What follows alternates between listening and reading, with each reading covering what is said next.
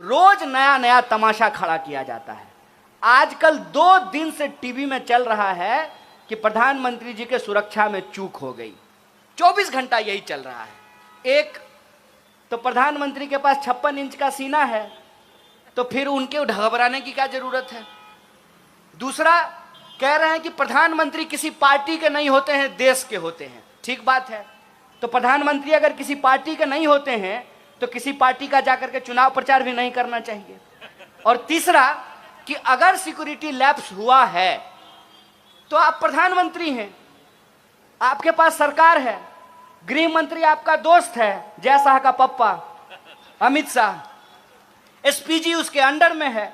आप जांच करा करके देख लीजिए कि कहां लैप्स हुआ है। पाकिस्तान जाकर के बिरयानी खाए तब इनको डर नहीं लगा, अपने ही देश में घूमने में इनको डर लग रहा है। पल में तोला पल में मासा, ये तो नहीं चलने वाला है साहब। एक तरफ कहते हैं कि मजबूत प्रधानमंत्री हैं और दूसरी तरफ डर करके भाग जाते हैं। ऐसे नहीं चलने वाला है साहब। आप मुद्दे को भटकाना बंद कीजिए। मुद्दा यह है कि कितना भी आप प्रचार कर लीजिएगा ना, सच सच होता है। एक बात बताइए कि नारियल के पेड़ के नीचे खड़ा हो जाएं और हम 1 लाख बार बोलें आम है आम है आम है, तो नारियल आम हो जाएगा।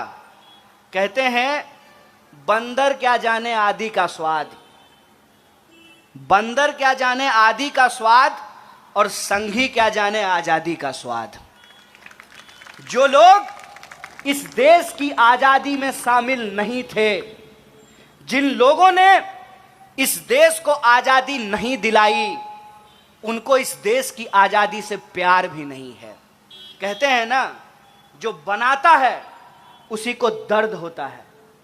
महिलाएं इस बात को बखूबी समझेंगी कि जो मां 9 महीने बच्चे को अपने पेट में रखती है, उसको मालूम होता है कि मां बनना कितना मुश्किल काम होता है। जो घर छोड़ करके भाग गए हैं, जो घर नहीं चला पाए हैं, वो देश क्या खाक चला पाएंगे। इसीलिए मैं आपसे कहता हूं कि आज के डेट में इस देश की जो बहुसंख्यक आबादी है, उसको ये सोचना पड़ेगा कि उसका मुद्दा क्या है। और उसका मुद्दा है एम्प्लॉयमेंट, उसका मुद्दा है महंगाई, उसका मुद्दा है पॉलिटिकल, सोशल, इकोनॉमिक और कल्चरल पार्टिसिपेशन। उसका मुद्दा है कि इस देश के अंदर महिला हो या पुरुष हो, काला हो या गोरा हो, सबको जो बराबरी से रहने का हक मिला है, वो बराबरी का हक। यहाँ कुछ सिपाही खड़े हुए हैं। ये संविधान की ही ताकत है कि सिपाही जो डंडा लेकर के खड़ा है, उसका वोट भी एक होता है, और इनके जो डीसीपी और डीजीपी होंगे, उनका वोट भी एक होता है। ये देश के लोगों का मुद्दा है, और इस मुद्दे से लोगों का ध्यान भटकाने के लिए तरह तरह का तमाशा रचा जाता है, तरह तरह का तमाशा खड़ा किया जाता है। और इस तमाशे के खिलाफ जो जनता है, उसका जो सवाल है, उस सवाल को उनके बीच में ला करके रखना, ये हमारी जिम्मेवारी है। और इस जिम्मेवारी को कांग्रेस पार्टी हर हालत में उठाएगी। आजकल कांग्रेस पार्टी के लिए कुछ नए नए शब्द गढ़े गए हैं। जैसे मैं जब आ रहा था तो मुझे किसी ने कहा कि टुकड़े टुकड़े का पोस्टर लगा दिया है। हमने कहा कि देखिए, हम बड़ी प्राउडली कहते हैं कि हम टुकड़ा टुकड़ा करेंगे भाजपा का। इतना टुकड़ा करेंगे ना कि फिर ये फेविकॉल क्या फेविक्विक लगाने के बाद भी ये जुड़ नहीं पाएगा। और ये जितनी कोशिश कर लें, ये 3 आरोप लगाते हैं मुख्य रूप से। एक, हिंदू विरोधी होने का, तो मेरा तो नाम कन्हैया है। दूसरा, सेना विरोधी होने का, क्योंकि मैं पहली बार गोवा आया हूं, इसीलिए आपको बता रहा हूं। मेरे घर से 16 लोग फौज की नौकरी करते हैं। और तीसरी बात जो मैं कर रहा था, जिसकी वजह से मैं कांग्रेस पार्टी का ये खेस अपने कंधे पे रखा हूं, मैं ऐसे परिवार से आता हूं जिस परिवार को स्वतंत्रता सेनानी का पेंशन मिला करता था।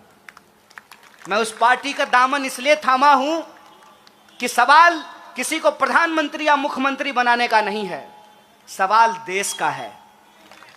मुझे लगता है कि प्रधानमंत्री जी की तरह गलत कोंकणी बोलने से अच्छा है हिंदी ही बोल लें।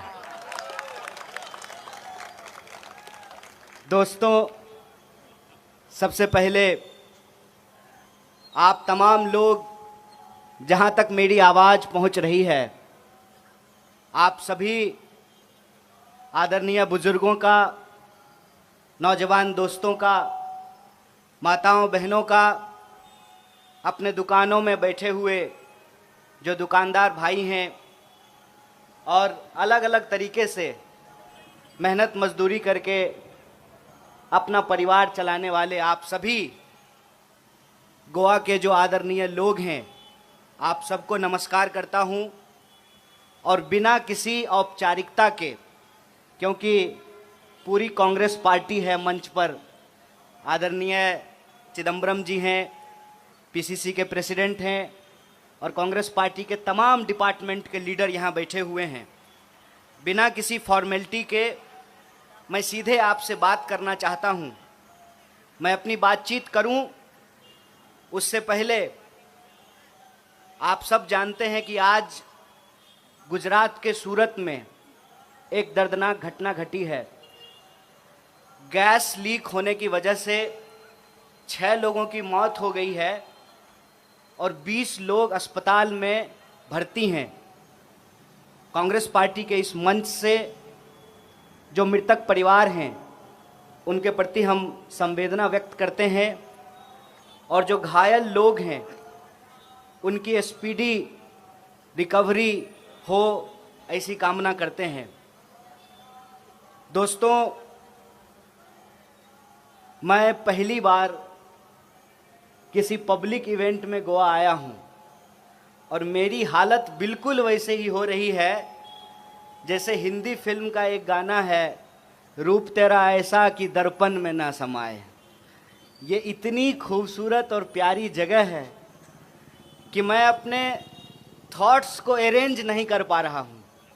मैं इतना खुश हूँ यहाँ के मौसम के चलते और यहाँ के लोगों की जो हॉस्पिटैलिटी है, वो जो रिस्पेक्ट देते हैं लोगों को, वातावरण में जो खुलापन है, जो फ्रीडम है, वो देख करके मन गदगद है। और मैं कितना खुश हूँ मैं गोवा के लोगों को बता नहीं सकता हूँ। लेकिन कार्यक्रम है और आप जानते हैं कि कोरोना के टाइम में कांग्रेस पार्टी ने ये डिसीजन लिया है कि कोई बड़ी रैली हम लोग कहीं पर भी नहीं कर रहे हैं। ये जो कार्यक्रम है, जो कन्वेंशन है, आज SC ST OBC कम्युनिटी का कन्वेंशन है और कल स्टूडेंट कम्युनिटी का कन्वेंशन है। तो उस तरीके से ये कोई बड़ी रैली नहीं है, इसीलिए इस कार्यक्रम को करने की हमारी ज़रूरत इस रूप में सही है कि हम लोग कोई बड़ा गैदरिंग नहीं कर रहे हैं। साथ ही साथ एक सिचुएशन में हम लोग फंस गए हैं। सिचुएशन ये है कि एक तरफ दिल्ली में सरकार में जो बैठे हुए लोग हैं दिन में रैली करते हैं और शाम में कोरोना से कैसे लड़ा जाए इसके लिए मीटिंग बुलाते हैं।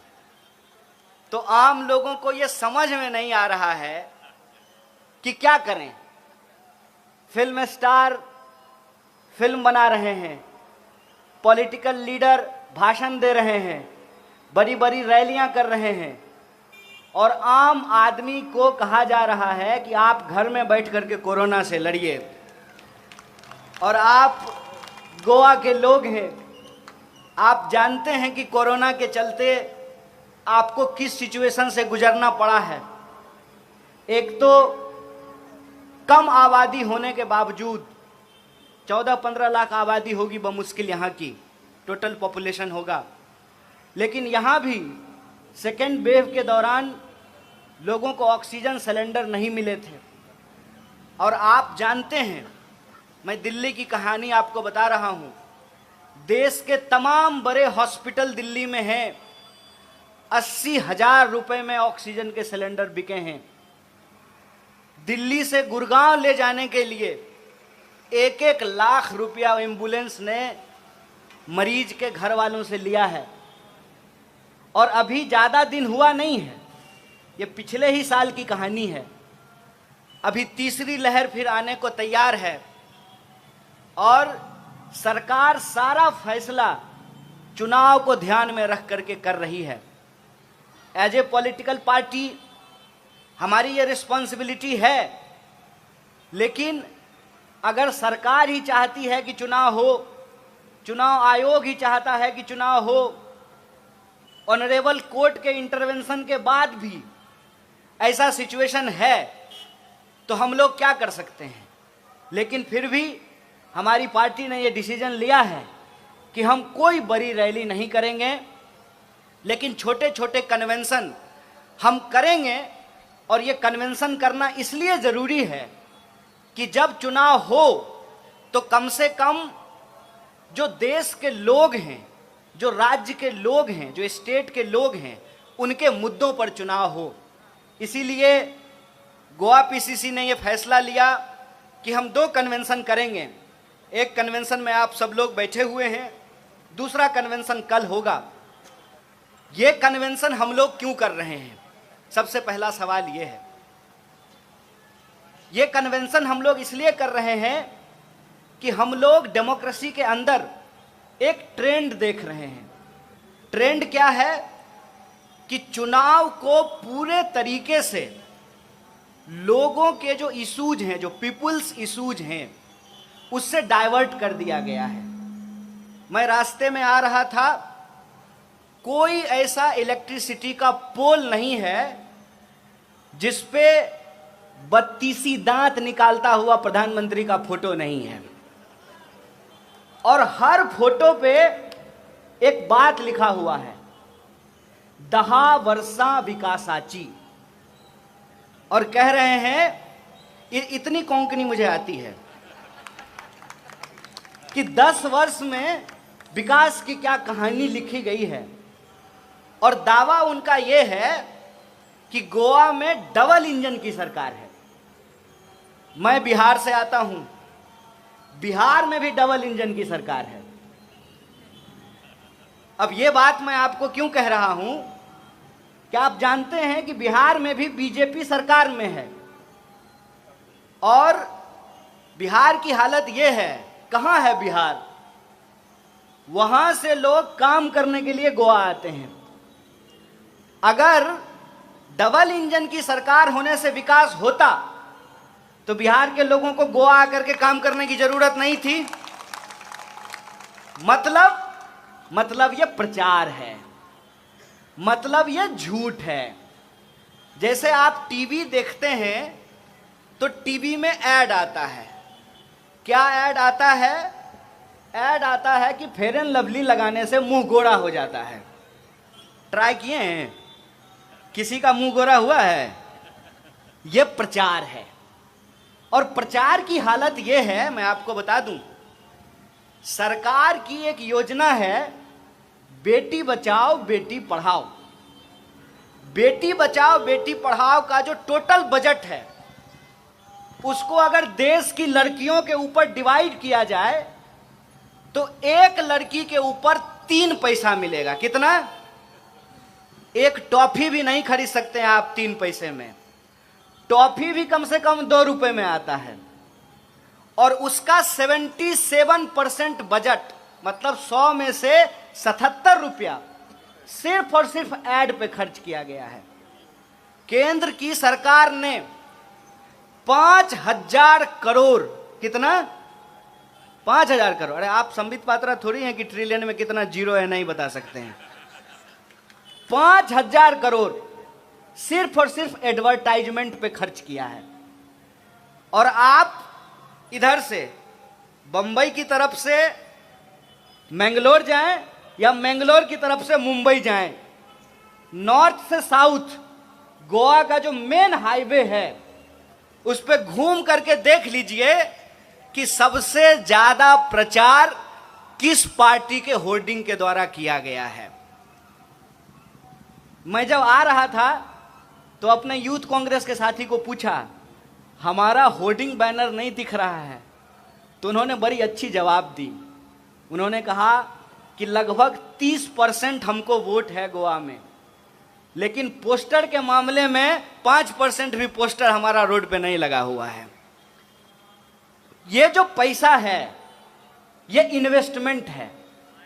ये इन्वेस्टमेंट किससे निकाला जाएगा? ये इन्वेस्टमेंट जब सरकार चुन करके आएगी तो आपसे निकाला जाएगा, आपके टैक्स के पैसे से वसूला जाएगा। और कैसे वसूला जाता है? ये सामने पेट्रोल पंप है। ये भाजपा के लोग कहते हैं शेर को पालने में खर्चा होता है। प्रधानमंत्री शेर हैं तो शेर को पालने में खर्चा होता है, इसीलिए 32 रुपए लीटर का पेट्रोल जो है 110 रुपया में बिक रहा है। 32 रुपया दाम है और बाकी का जो रुपया है टैक्स के रूप में आपसे वसूला जा रहा है।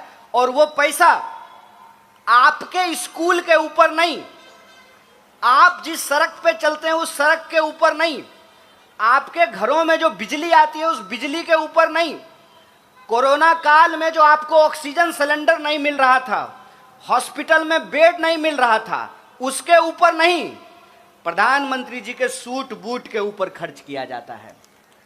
इसीलिए ये कन्वेंशन हम बुलाए हैं और आपसे बात करना चाहते हैं, क्योंकि आजकल लोकतंत्र में सिर्फ नेताओं के मन की बात होती है, जनता के मन की बात नहीं होती है।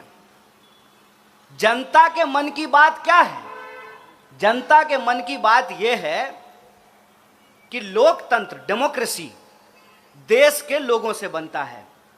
और हमसे पहले जो इस मंच का संचालन कर रहे थे उन्होंने एक बड़ी अच्छी बात कही कि कौन है बहुजन?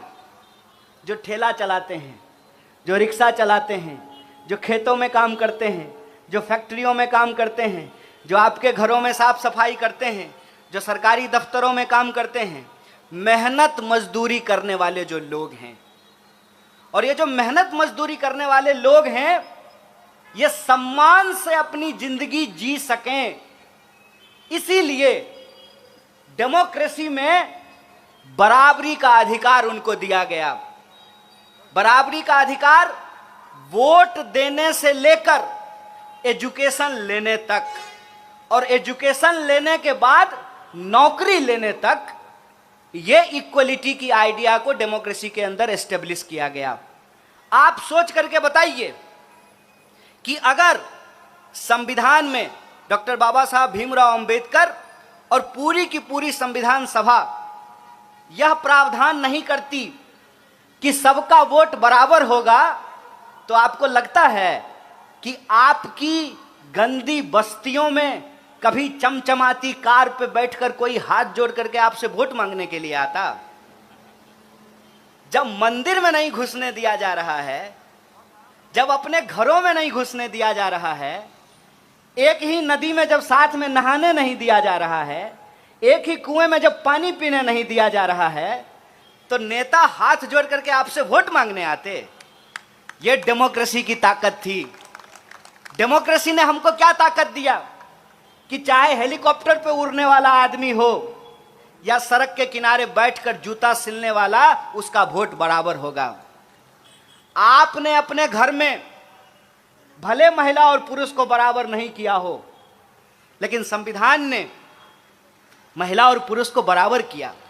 ऐसा तो नहीं है ना कि मेरे पिताजी का वोट 2 होगा और मेरी माताजी का वोट 1 होगा।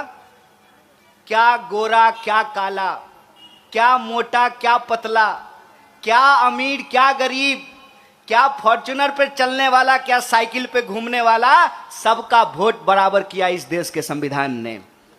और यह जो अधिकार है, इस अधिकार की ही ताकत है कि पॉलिटिकल पार्टिसिपेशन के साथ साथ इकोनॉमिक पार्टिसिपेशन की भी बात की जाने लगी।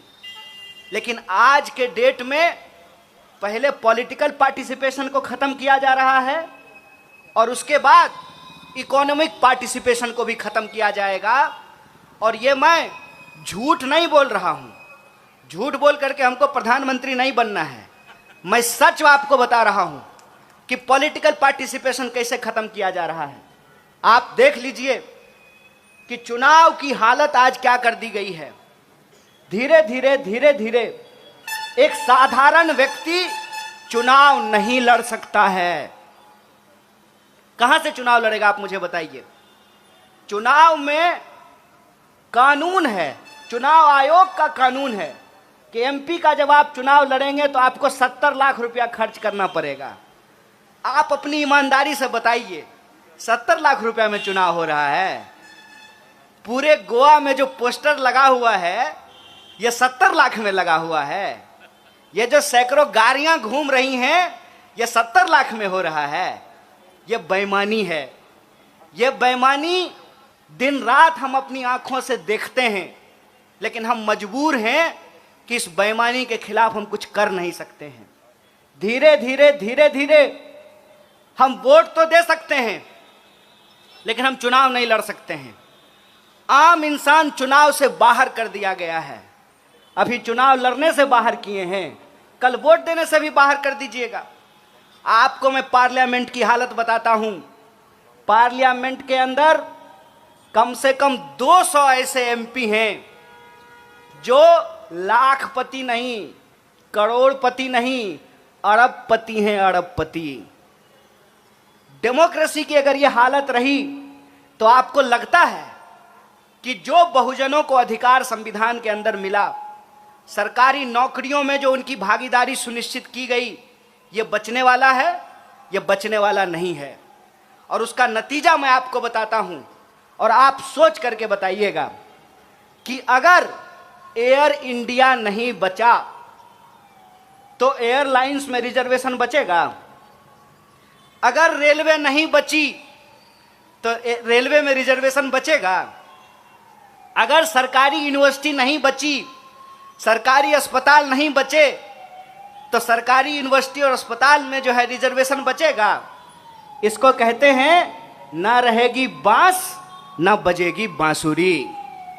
आप सोच करके बताइए, जिस तरीके से पब्लिक सेक्टर को आज पूरी तरीके से खत्म किया जा रहा है वो किसके खिलाफ है? वो इस देश की बहुजन आबादी के खिलाफ है। और एक बात मैं आपको बता दूं, हम प्राइवेट सेक्टर के अगेंस्ट में नहीं बोल रहे हैं। कई बार लोगों को यह लगता है जब हम पब्लिक सेक्टर को डिफेंड करने की बात करते हैं तो हम प्राइवेट सेक्टर के अगेंस्ट में बोल रहे हैं। हम प्राइवेट सेक्टर के खिलाफ नहीं हैं। हम जानते हैं हमारी देश की जो आबादी है 135 करोड़ हमारी आबादी है। इस पूरे के पूरे पॉपुलेशन के लिए सिर्फ सरकारी पब्लिक सेक्टर से काम नहीं चलने वाला है। उसके लिए प्राइवेट सेक्टर होगा। प्राइवेट सेक्टर था, प्राइवेट सेक्टर है और प्राइवेट सेक्टर रहेगा। लेकिन एक बात अपने दिमाग में आप डाल लीजिए कि अगर पब्लिक सेक्टर पूरी तरह से समाप्त कर दिया जाएगा तो प्राइवेट सेक्टर भी ठीक से काम नहीं करेगा। प्राइवेट सेक्टर भी ठीक से तभी काम करेगा जब पब्लिक सेक्टर होगा। आप अपने दिमाग में इस बात को डाल लीजिए कि अगर एयर इंडिया नहीं रहा तो विस्तारा भी ठीक से नहीं चलने वाला है। अगर एसबीआई नहीं रहा तो आईसीआईसीआई भी ठीक से काम नहीं करेगा। अगर गोवा मेडिकल कॉलेज नहीं रहा तो फोर्टिस में भी आपको बेड नहीं मिलेगा। सोच करके बताइए, अभी कोरोना हुआ है, दूसरी लहर गई है, तीसरा लहर आया है। जब सरकारी अस्पतालों में बेड नहीं मिल रहा था तो प्राइवेट अस्पताल में बेड मिल रहा था क्या? नहीं मिल रहा था। आप सोच करके बताइए कि अगर सरकारी स्कूल पूरे तरीके से खत्म कर दिए जाएं तो प्राइवेट स्कूल ठीक से काम करेंगे? मैं आपको बताता हूं, आपको सोच करके हैरानी होगी कि दिल्ली के अंदर हालत क्या है। दिल्ली के अंदर एलकेजी में एडमिशन लेने के लिए 5 लाख 10 लाख रुपए का डोनेशन देना पड़ता है। और बच्चे का इंटरव्यू नहीं होता है, माँ बाप का इंटरव्यू होता है। पढ़ाना बच्चे को है, इंटरव्यू माँ बाप का ले रहे हैं। सरकारी स्कूल इसलिए होना जरूरी है कि जो लोग नहीं अफोर्ड कर सकते हैं वो सरकारी स्कूल में पढ़ेंगे, और जो लोग अफोर्ड कर सकते हैं वो प्राइवेट स्कूल में पढ़ें। प्राइवेट स्कूल क्या, वो ऑक्सफोर्ड चले जाएं, कैम्ब्रिज चले जाएं, अमेरिका चले जाएं, लंदन चले जाएं, दुनिया के किसी कोने में जाकर के पढ़ें। लेकिन लोकतंत्र की बुनियाद तभी टिकी रहेगी जब राज्य अपनी जिम्मेवारी समझेगा। और तकलीफ की बात यह है कि राज्य आज के डेट में कोई जिम्मेवारी नहीं लेता है। मैंने आपको एक एग्जाम्पल बताया कि प्रधानमंत्री रैली करेंगे और देश की जनता को कहेंगे कि घर में बैठ करके 2 गज दूरी, मास्क है जरूरी, खुद मास्क नहीं लगाएंगे। देश बचाने की जिम्मेवारी जनता की, टैक्स देने की जिम्मेवारी जनता की, कोरोना से लड़ने की जिम्मेवारी जनता की। तो आप सोच करके बताइए कि सब कुछ अगर जनता ही करेगी तो सरकार क्या करेगी? सरकार आखिर हम क्यों चुनते हैं?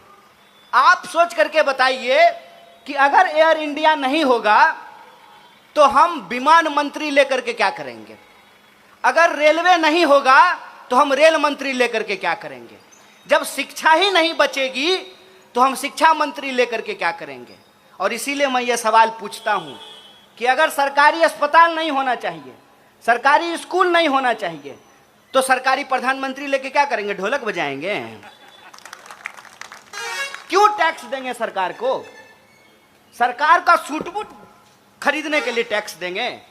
आपको मालूम होना चाहिए कि प्रधानमंत्री जी ने अपने लिए एक हवाई जहाज खरीदा है, और उस हवाई जहाज की कीमत कितनी है? 8,500 करोड़। और अभी 12 करोड़ या 16 करोड़ का कार खरीदा है। 16 करोड़ का कार खरीदा है। काहे भाई? तो सुरक्षा, प्रधानमंत्री की सुरक्षा होगी। 12 करोड़ का कार से घूमते हैं तब भी कहते हैं कि सुरक्षा में चूक हो गई है। आखिर ये मॉडल क्या है? ये मॉडल ये है कि इस देश के जो आम लोग हैं उनको जो अधिकार इस देश में मिला है, एक एक करके उस अधिकार को छीन लिया जाए। आप जानते हैं कि यूनिवर्सिटी के अंदर 10,000 पोस्ट खाली हैं। सेंट्रल यूनिवर्सिटी के अंदर कोई ऐसा डिपार्टमेंट नहीं है जहां पे हजारों वैकेंसी नहीं है। लेकिन सरकार को वैकेंसी नहीं भरनी है। क्यों नहीं भरनी है? सरकार को लगता है कि जब सरकारी यूनिवर्सिटी रखना ही नहीं है, सरकारी यूनिवर्सिटी धीरे धीरे बेच देना है, तो वो वैकेंसी क्यों भरेगी? अभी कुछ दिन पहले हम लोग एक आंदोलन कर रहे थे ग्रुप डी की बहाली को लेकर के। लगातार आंदोलन करने के बाद ग्रुप डी की बहाली निकली है। उस वक्त भी हमने कहा था कि सरकार ये वैकेंसी इसलिए नहीं भरती है कि उसको लगता है आज न कल हमको रेलवे को बेच देना है। ये जो सिचुएशन है, इस सिचुएशन को इस देश की जो बहुसंख्यक आबादी है उसको समझना पड़ेगा। उसको समझना पड़ेगा कि आज का जो सत्ता का मॉडल है वो वोट लेती है मेजॉरिटी से और काम करती है मुट्ठी भर लोगों के लिए। आप देख लीजिए कि हमारी जीडीपी लगातार नीचे जा रही है। देश की जीडीपी लगातार नीचे जा रही है और प्रधानमंत्री जी के दोस्त का इनकम लगातार ऊपर जा रहा है। ये जो सिचुएशन है कि एक तरफ देश है और दूसरी तरफ प्रधानमंत्री जी के दोस्त हैं। प्रधानमंत्री जी देश की सारी संपत्ति अपने दोस्त को बेच देना चाहते हैं। तो मैं कहता हूं कि ये लड़ाई देश और दोस्त के खिलाफ है। ये लड़ाई बेचने और बचाने वालों के खिलाफ है। आपको तय करना पड़ेगा कि आप किस तरफ खड़े हैं। आपको सोचना पड़ेगा कि आपका हक और अधिकार किस बात में है। और जब आप ये तय करने के लिए एक बार मन बना लेते हैं तो कुछ सवाल हम लोगों के ऊपर भी आता है। जैसे आजकल गोवा से संबंधित 2-3 सवाल बार बार पूछा जा रहा है। एक तो गिरीश जी से मेरा अनुरोध है कि 151 जो पंचायत है गोवा का, हर पंचायत में हमको ले चलिए। हम गोवा के लोगों से बात करना चाहते हैं। जो दोनों जिला है, जो 40 असेंबली है, उसमें जा करके हम लोगों से बात करना चाहते हैं। उसके 3 फायदे हैं। पहला, देश के लोगों को जैसे धीरे धीरे यह बात समझ में आ रही है कि कांग्रेस क्यों जरूरी है, मुझे पूरी उम्मीद है कि गोवा के लोग भी धीरे धीरे यह बात समझने लगे हैं कि कांग्रेस क्यों जरूरी है। इस बात पे हम लोग बात कर पाएंगे। और दूसरा, आप हमको जहां भी ले जाएंगे तो वहां भारतीय जनता युवा मोर्चा के कार्यकर्ताओं को रोजगार मिल जाएगा। हम जहां भी जाएंगे वो हमारा विरोध करने के लिए आएंगे, विरोध करने के लिए आएंगे तो रात में उनका भोजन और तो कुछ तो एम्प्लॉयमेंट हो जाएगा ना। क्योंकि मुझे लोगों ने बताया कि unemployment is the biggest issue in Goa and it has increased because कि गोवा की सरकार ने यह डिसीजन लिया कि हम माइनिंग बंद करा देंगे। और आप जानते हैं कि माइनिंग के ऊपर बहुत सारे लोगों का रोजगार निर्भर था। एक तो आपने माइनिंग बंद कर दिया, दूसरा कोरोना के चलते, लॉकडाउन के चलते टूरिज्म पे बहुत बुरा असर पड़ा है। आप जानते हैं कि क्रिसमस से लेकर के नए साल के जश्न तक हजारों लोग गोवा आते थे, लेकिन तीसरा लहर आने की संभावना के चलते गोवा में 25% जो है वो इन्फेक्शन रेट है। सारे होटल्स के बुकिंग जो है वो बंद हो गए हैं, लगातार लोग वापस जा रहे हैं और टूरिज्म जो है वो बैडली इफेक्ट हुआ है। तो एक तो माइनिंग बंद हुआ, दूसरा कोरोना के चलते टूरिज्म पे इफेक्ट हुआ है। गोवा, आप सब जानते हैं कि हरियाणा के बाद दूसरा ऐसा स्टेट है जहां एम्प्लॉयमेंट हाईएस्ट है। ऐसे सिचुएशन में जो गोवा के लोग हैं उनसे जाकर उनके मुद्दों पर बात करने की जरूरत है। और आजकल यह बात हम सब लोग समझने लगे हैं धीरे धीरे कि टीवी खरीदते हैं हम लोग अपने पैसे से और टीवी को रिचार्ज कराते हैं अपने पैसे से, लेकिन टीवी में जो 24 घंटा न्यूज चलता है उसमें हमारे आपके जीवन से जुड़ा हुआ एक भी मुद्दा नहीं होता है। टीवी को बंद कीजिए और अपने जीवन में झांक करके देखिए कि आपके जीवन में क्या हो रहा है। हो ये रहा है कि लगातार अनएम्प्लॉयमेंट बढ़ रहा है, लगातार महंगाई बढ़ रही है, पेट्रोल डीजल के दाम बढ़ रहे हैं और जीवन जीने की जो कठिनाइयां हैं वो लगातार बढ़ रहा है। और इस बात को भटकाने के लिए रोज नया नया तमाशा खड़ा किया जाता है। आजकल 2 दिन से टीवी में चल रहा है कि प्रधानमंत्री जी के सुरक्षा में चूक हो गई। 24 घंटा यही चल रहा है। एक तो प्रधानमंत्री के पास 56 इंच का सीना है, तो फिर उनके घबराने की क्या जरूरत है। दूसरा, कह रहे हैं कि प्रधानमंत्री किसी पार्टी के नहीं होते हैं, देश के होते हैं। ठीक बात है, तो प्रधानमंत्री अगर किसी पार्टी के नहीं होते हैं तो किसी पार्टी का जाकर के चुनाव प्रचार भी नहीं करना चाहिए। और तीसरा कि अगर सिक्योरिटी लैप्स हुआ है तो आप प्रधानमंत्री हैं, आपके पास सरकार है, गृह मंत्री आपका दोस्त है, जय शाह का पप्पा अमित शाह, एसपीजी उसके अंडर में है। आप जांच करा करके देख लीजिए कि कहां लैप्स हुआ है। पाकिस्तान जाकर के बिरयानी खाए तब इनको डर नहीं लगा, अपने ही देश में घूमने में इनको डर लग रहा है। पल में तोला पल में मासा, ये तो नहीं चलने वाला है साहब। एक तरफ कहते हैं कि मजबूत प्रधानमंत्री हैं और दूसरी तरफ डर करके भाग जाते हैं, ऐसे नहीं चलने वाला है साहब। आप मुद्दे को भटकाना बंद कीजिए। मुद्दा यह है कि कितना भी आप प्रचार कर लीजिएगा ना, सच सच होता है। एक बात बताइए कि नारियल के पेड़ के नीचे खड़ा हो जाएं और हम 1 लाख बार बोलें आम है आम है आम है, तो नारियल आम हो जाएगा।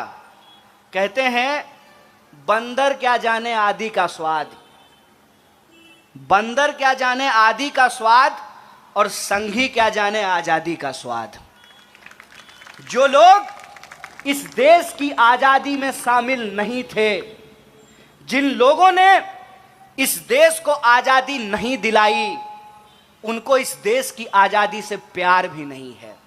कहते हैं ना, जो बनाता है उसी को दर्द होता है, महिलाएं इस बात को बखूबी समझेंगी कि जो माँ 9 महीने बच्चे को अपने पेट में रखती है, उसको मालूम होता है कि माँ बनना कितना मुश्किल काम होता है। जो घर छोड़ करके भाग गए हैं, जो घर नहीं चला पाए हैं, वो देश क्या खाक चला पाएंगे। इसीलिए मैं आपसे कहता हूं कि आज के डेट में इस देश की जो बहुसंख्यक आबादी है, उसको ये सोचना पड़ेगा कि उसका मुद्दा क्या है। और उसका मुद्दा है एम्प्लॉयमेंट, उसका मुद्दा है महंगाई, उसका मुद्दा है पॉलिटिकल, सोशल, इकोनॉमिक और कल्चरल पार्टिसिपेशन। उसका मुद्दा है कि इस देश के अंदर महिला हो या पुरुष हो, काला हो या गोरा हो, सबको जो बराबरी से रहने का हक मिला है, वो बराबरी का हक। यहाँ कुछ सिपाही खड़े हुए हैं। ये संविधान की ही ताकत है कि सिपाही जो डंडा लेकर के खड़ा है, उसका वोट भी एक होता है, और इनके जो डीसीपी और डीजीपी होंगे, उनका वोट भी एक होता है। ये देश के लोगों का मुद्दा है, और इस मुद्दे से लोगों का ध्यान भटकाने के लिए तरह तरह का तमाशा रचा जाता है, तरह तरह का तमाशा खड़ा किया जाता है। और इस तमाशे के खिलाफ जो जनता है, उसका जो सवाल है, उस सवाल को उनके बीच में ला करके रखना, ये हमारी जिम्मेवारी है। और इस जिम्मेवारी को कांग्रेस पार्टी हर हालत में उठाएगी। आजकल कांग्रेस पार्टी के लिए कुछ नए नए शब्द गढ़े गए हैं। जैसे मैं जब आ रहा था तो मुझे किसी ने कहा कि टुकड़े टुकड़े का पोस्टर लगा दिया है। हमने कहा कि देखिए, हम बड़ी प्राउडली कहते हैं कि हम टुकड़ा टुकड़ा करेंगे भाजपा का। इतना टुकड़ा करेंगे ना कि फिर ये फेविकॉल क्या फेविक्विक लगाने के बाद भी ये जुड़ नहीं पाएगा। और ये जितनी कोशिश कर लें, ये 3 आरोप लगाते हैं मुख्य रूप से। एक, हिंदू विरोधी होने का, तो मेरा तो नाम कन्हैया है। दूसरा, सेना विरोधी होने का। चूंकि मैं पहली बार गोवा आया हूं, इसीलिए आपको बता रहा हूं। मेरे घर से 16 लोग फौज की नौकरी करते हैं। और तीसरी बात जो मैं कर रहा था, जिसकी वजह से मैं कांग्रेस पार्टी का ये खेस अपने कंधे पे रखा हूं, मैं ऐसे परिवार से आता हूं जिस परिवार को स्वतंत्रता सेनानी का पेंशन मिला करता था। मैं उस पार्टी का दामन इसलिए थामा हूं कि सवाल किसी को प्रधानमंत्री या मुख्यमंत्री बनाने का नहीं है, सवाल देश का है, सवाल देश को बचाने का है। मैं बार बार आप लोगों से एक आग्रह कर रहा हूं, देश रहेगा तभी न राजनीति होगी, देश में लोकतंत्र रहेगा तभी न कोई मुख्यमंत्री बनेंगे। और आज गोवा के आप तमाम लोगों से भी मैं ये आग्रह करना चाहता हूं, जो मंच का संचालन कर रहे थे, उन्होंने कहा कि मार्गदर्शन करेंगे कन्हैया कुमार।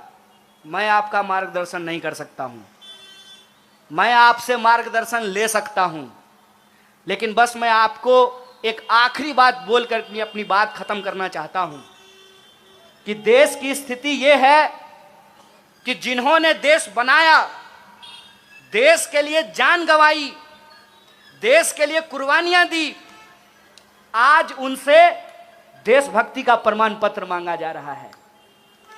जिन्होंने आजादी के आंदोलन के साथ गद्दारी की, अंग्रेजों के साथ बैठ करके चाय पे चर्चा करते थे, जो देश की संपत्ति को बेच रहे हैं, आप मुझे बताइए, राष्ट्रीय संपत्ति को बेचना कौन सा राष्ट्रवाद है भाई? आज ये जो उल्टी गंगा बहाई जा रही है, एक तरफ वो लोग हैं, एक तरफ कांग्रेस पार्टी है जो कहती है रघुपति राघव राजा राम, पतित पावन सीताराम, ईश्वर अल्लाह तेरो नाम, सबको सन्मति दे भगवान। दूसरी तरफ वो लोग हैं जो इंसान को इंसान से बांट रहे हैं, धर्म के नाम पे इंसान को आपस में लड़ा रहे हैं, और देश का जो असली मुद्दा है उसको गुमराह कर रहे हैं।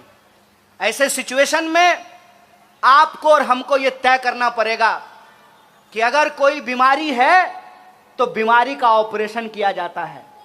अक्सर हमसे लोग ये सवाल पूछते हैं कि क्या विकल्प है, भाजपा का क्या विकल्प है।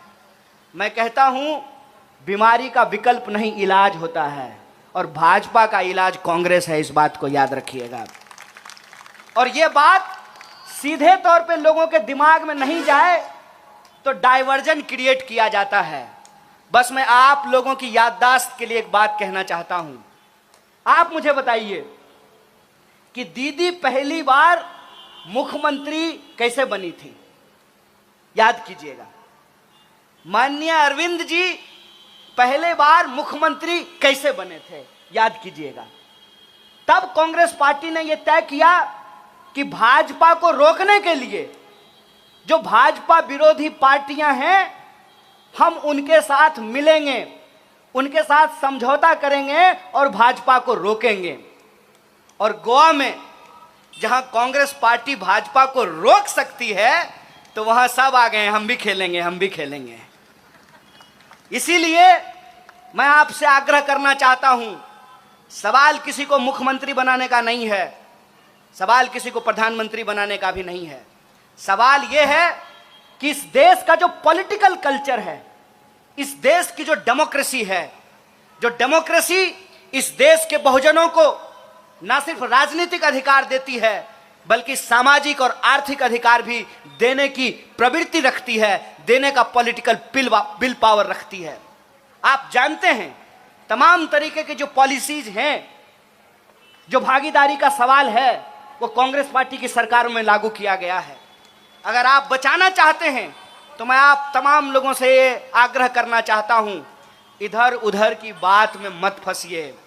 प्रचार प्रचार होता है, इतिहास को याद कीजिए। और इतिहास वही है कि अगर कांग्रेस पार्टी कोंकणियों के स्वाभिमान के लिए लड़ सकती है, गोवा के लिबरेशन के लिए लड़ सकती है, गोवा को स्टेटहुड दिला सकती है, तो गोवा को जो आज का सवाल है अनएम्प्लॉयमेंट और महंगाई, उसका भी हल कर सकती है, उसका भी निदान कर सकती है। इसी आशा और उम्मीद के साथ कि हम लड़ेंगे अपने हक और अधिकार के लिए, हम लड़ेंगे अपनी आज़ादी की सुरक्षा के लिए, हम लड़ेंगे अपने संविधान की रक्षा के लिए और इसको हर कीमत में बचाएंगे। क्योंकि हमारा ये मानना है कि जो बिगाड़ने वाला होता है, बचाने वाला उससे बड़ा होता है। बेचने और बचाने की लड़ाई में बचाने वालों की जीत होगी।